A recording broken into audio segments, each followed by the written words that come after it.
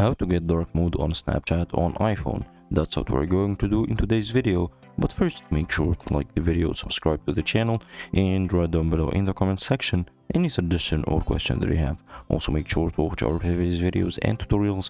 We have playlists sorted for each app. And let's get started into this video.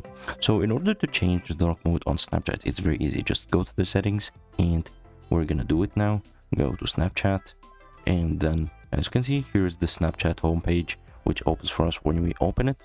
Now, in order to go to the settings, click on the upper left on your avatar, and then click on the settings icon from here. As you can see, we can change the name, username, birthday, and mobile number, and other stuff. But what you need to do now is scroll until you find the app appearance settings. Once you find it, it's the last item under my account section. Click on it, and as you can see, you have three options. You either match the system's theme, whether it's dark mode or light mode. So now, as you can see, we have the system in light mode. Once we change it to dark mode, Snapchat will also change to dark mode. Let's get back to light mode.